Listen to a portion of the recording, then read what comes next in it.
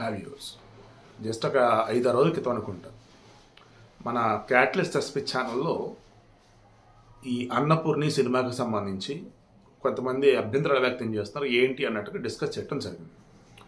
అందులో నేనేం చేశాను, only positive terms wise positive అంశాలు ఏవైతే అవి తీసుకొని నేను వెళ్ళాను అనాలిసిస్లోకి. ఓకే సార్, ఇది బాగానే ఉంది, బట్ కాయింట్ ఇంకో సైడ్ ఉంది, అది మీరు చూసారని కింద కొంతమంది కామెంట్లు పెట్టారు. హిందువులు ఎందుకు ఇప్పుడు ఆ సినిమాని నెట్ఫ్లిక్స్ నుంచి తీసేయమని అడుగుతున్నారు, ఆ cinema director Nilesh Krishna and ఆ సినిమా టీం మీద కేసులు ఎందుకు వేస్తున్నారు, అండ్ సినిమా ఎవరైతే నిర్మాణం చేశారు జీ స్టూడియోస్ వాళ్ళు ఇమీడియట్గా క్షమాపణ చెప్పాలని ఎందుకు అంటున్నారు ఏంటి, లైక్ ఇవన్నీ అంటూ ఉంటే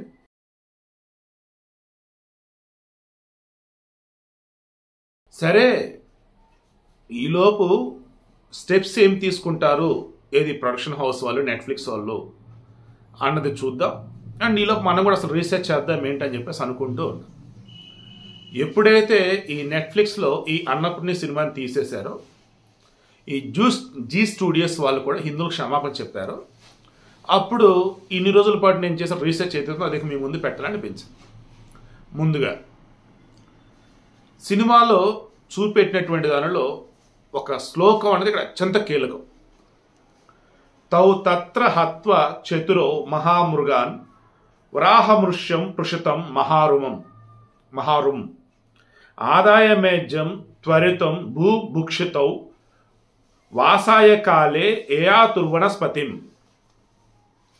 ఈ శ్లోకానికి నేను మొత్తం చెక్ చేస్తున్నప్పుడు 2 మీనింగ్స్ కనిపించాయి.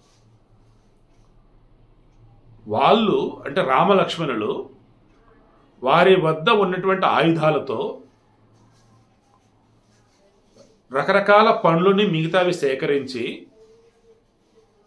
సాయంకాలం అవుతుంది అని చెప్పేసి ఒక అత్తి పండు చెట్టు దగ్గరికి వెళ్ళి విశ్రాంతి తీసుకుంటూ వాటిని తిన్నారు అన్నది ఒకటి. ఇంకొకటి,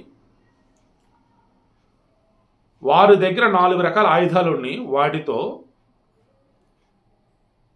తౌ తత్ర హత్వ చతురో మహామృగాన్, వారి దగ్గర ఆయుధాలు ఉన్నాయి, వాటితో ఒక పందిని, తెల్ల కాళ్ళు ఉన్నటువంటి మగ జింకని, నల్ల చారలు చుక్కల జింకని, అండ్ ఇంకొక నల్ల చారలు ఉన్నటువంటి తెల్ల కాళ్ళు ఉన్న జింక, చుక్కల జింక, నల్ల చారలు ఉన్న జింక అండ్ పంది.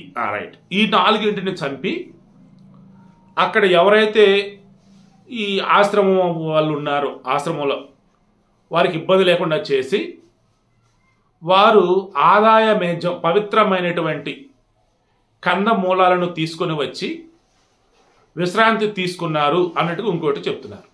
మరలా ఇంకొకటి, వీరి దగ్గర ఉన్నటువంటి ఆయుధాలతో ఈ 4 రకాల ఇందా నేను చెప్పానే పందిని, తెల్లకాలున్న జింకని, చారల జింకని, తర్వాత చుక్కల జింకని, వీటిని వేటాడి ఆ మాంసాన్ని తీసుకొని వచ్చి కాల్చుకొని తిన్నారనేది ఇంకొకటి చెప్తున్నారు. ఇలా రకరకాలుగా కూడా సీరియస్లీ ఇప్పుడు నేను ఏవైతే చెప్పానో గూగుల్లో మొత్తం చెక్ చేసుకుంటా పోతుంటే ఒక్కొక్క వర్షన్లా ఉంది. అప్పుడు కొంతమంది పండితులను అడిగున్నా, అప్పుడు అదేంటంటే వాల్మీకి రామాయణం ఎలా ఉంటుందంటే అది ప్రామాణికం, కానీ ఆ తర్వాత రకరకాల రామాయణాలు వచ్చున్నాయి. అవి మీరు చూస్తే కొన్ని సంభాషణ కూడా మారిపోతుంటే అలా దీనికి సంబంధించి కూడా ఈ వాల్మీకి రామాయణం అనేది గీతా ప్రెస్ వాళ్ళు మెన్షన్ చేసిన దాని ప్రకారం ఏంటంటే అక్కడ వీళ్ళు అయోధ్యకాండలో అక్కడ మునులు ఋషులకు సంబంధించి వాళ్ళు యజ్ఞ యాగాదులు చేస్తూ ఉన్నప్పుడు రకరకాలుగా జంతువులు మిగతా వచ్చి ఇబ్బంది పెడతా ఉన్నాయి. అటువంటి మూమెంట్లో వీళ్ళు అడ్డుకోవటానికి వెళ్తారు. అదే సమయంలో అక్కడ కొన్ని బలులు ఇవ్వాల్సి ఉంటుంది. ఆ బలులు ఇచ్చే వాటిలో వచ్చేసి ఈ జింకలు, అక్కడ ఉన్నటువంటి ఇబ్బంది పెట్టే వాటిలో పందులు ఉన్నాయి, సో వాటిని సంహరించాలి. అలా జింకలు సంహరించి యజ్ఞానికి వాడారు, పందులను సంహరించి అక్కడ అంటే వాళ్ళకి ఇబ్బంది లేకుండా చేశారు. మొత్తంగా యజ్ఞాలు సవ్యంగా జరుగుతూ ఉన్నాయి. అది సాయంకాల సమయం అయ్యేసరికి ఈ లోపు వీళ్ళు వాటిని వేటాడుతున్న మూమెంట్లోనే అక్కడ కందమూలాలు కొన్ని దొరికితే వాటిని పవిత్రంగా తీసుకొని వచ్చి ఒక చెట్టు కింద కూర్చొని విశ్రాంతి తీసుకుంటూ వాటిని తిన్నారనేది ఇంకొక వర్షన్. అది మెయిన్ వర్షన్ అండి అంటున్నారు. బట్ సినిమాలో వచ్చేసి ఫర్హాన్ దట్ మీన్స్ జై క్యారెక్టర్ ఏం చేస్తాడు, నయనతార హిందువుల వైష్ణవ బ్రాహ్మణ కుటుంబంలో పుట్టినటువంటి అమ్మాయి, ఓకే, రంగనాథుడి ఆలయంలో సేవలు చేస్తున్నటువంటి ఒక వ్యక్తి కుటుంబంలో కీలకమైనటువంటి పర్సన్. ఈమె చెఫ్ అవుదాం అనుకున్నప్పుడు వాళ్ళ ఇంట్లో వాళ్ళు అబ్జెక్షన్ చెప్పినా సరే ఏదో ఒక విధంగా చివరికి చెఫ్ అవుదామని చెప్పేసి ట్రై చేస్తూ కాలేజీలో జాయిన్ అయిన మూమెంట్లో అప్పుడు కొయ్యాల్సి వచ్చిన సందర్భంలో ఈ రాముడే తినంగా లేనిది నీకేంటి అని చెప్పేసి తౌ తత్ర హత్వా చతురో మహామృగన్ వరాహమృష్యం పృషతాం మహారోమం ఆదాయ మేఘ్యం త్వరితం భూభుక్షితౌ వాసాయ కాలే యయాతుర్వనస్పతిం అని చెప్పి ఈ శ్లోకం చెప్పి శ్రీరామచంద్రులే వేటాడి 4 జంతువులని ఆ తర్వాత వాళ్ళే తిన్నారు కాల్చుకొని. అలాంటప్పుడు మీ దేవుడే తినంగా లేనిది నువ్వు చేస్తే ఏంటి అని చెప్పేసి అంటాడు. నువ్వు ఇంకెక్కడ తినటం లేదు కదా, కేవలం కొయ్యటమే కదా, కొయ్యి అన్నట్టుగా అతను అంటాడు. అప్పుడు ఆమెకు వస్తుంది. ఆ తర్వాత ఈ వచ్చేసి తినాల్సిన సందర్భం కూడా వచ్చినప్పుడు కూడా అదే వేలో ఆమెను మోటివేట్ చేస్తారు. అంటే మన పురాణ ఇతిహాస సాంప్రదాయాల్లో మొత్తం చూసుకుంటూ ఉన్నప్పుడు మనం వెజ్కి ఎక్కువ ప్రిఫరెన్స్ ఇస్తూ ఉంటాము. బట్ ఇక్కడ వచ్చే సినిమాలో వచ్చేసి దేవుళ్ళే తిన్నారు నాన్ వెజ్, మీకేంటి తినంగలేంది, మీరు తినండి అని చెప్పేసి హిందువులు ముఖ్యంగా బ్రాహ్మణుల యొక్క మనోభావాన్ని దెబ్బతీసే విధంగా ఇందులో పెట్టారు. అది కూడా అర్థం మార్చి పెట్టి ఆ శ్లోకానికని అంటున్నారు. తర్వాత స్టార్టింగ్లో వచ్చేసి శ్రీరంగనాథునికి సంబంధించి ఈ తులుక్ నాన్సియార్ వచ్చేసి ఢిల్లీ సుల్తాన్ కూతురు ఆయన్ని ఇష్టపడింది.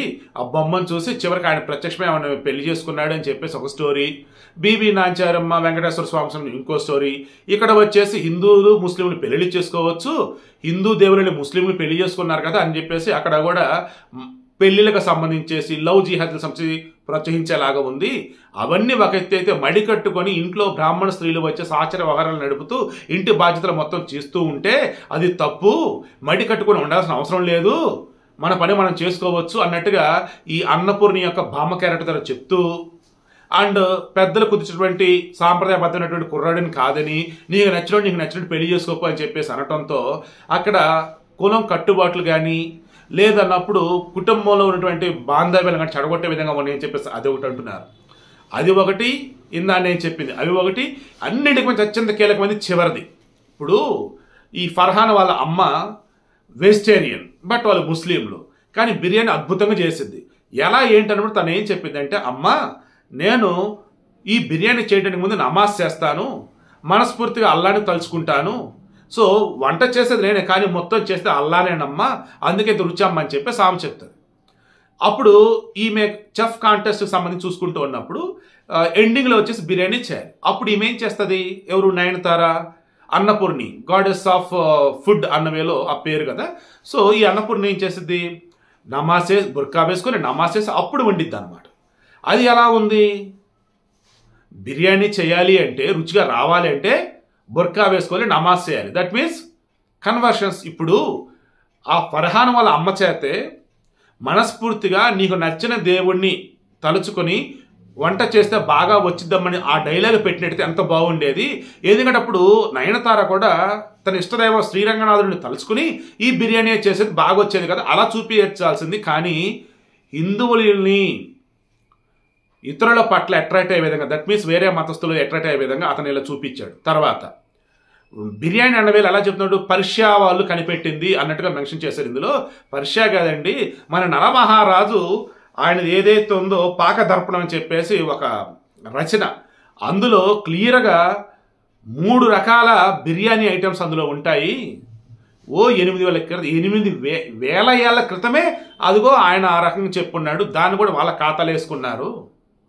వంటని వాళ్ళ ఖాతాలో వేసుకొని ఆ వంట బాగా రావాలంటే హిందువులు కూడా ముస్లింలాగా మారిపోవాలని చెప్తూ అండ్ హిందువులు వచ్చేసి వాళ్ళ ఆచార వ్యవహారాలు ఫాలో అవుతూ ఉంటే మీ దేవుళ్ళు చేయగా మీకేంటని చెప్పేసి వాటిని పక్కకు తెచ్చేలా చేసి చివరికి అయ్యప్ప స్వాములు దీక్షలో ఉండగా వాళ్ళు ఒక నాన్ వెజ్ రెస్టారెంట్కి వచ్చి నాన్ వెజ్ ఎదుటి వాళ్ళు తింటూ ఉంటే ఇక్కడ లొట్టలేసుకుంటూ ఉన్నారని చెప్పేసి చాలా ఘోరాతఘోరంగా చూపించున్నారు. అసలు అయ్యప్ప స్వాముల మాలధారణలో ఉన్నప్పుడు నాన్ వెజ్ రెస్టారెంట్కే వెళ్ళరు వాళ్ళు. అండ్ మాలలో ఉన్నప్పుడు ఏ మాత్రం కూడా అసలు చలించదు వాళ్ళ మైండ్ కానీ. అటువంటిది ఆహారం పట్ల ఆకర్షితులు అవుతున్నట్టుగా నెగిటివ్ వెళ్ళి చూపించడం.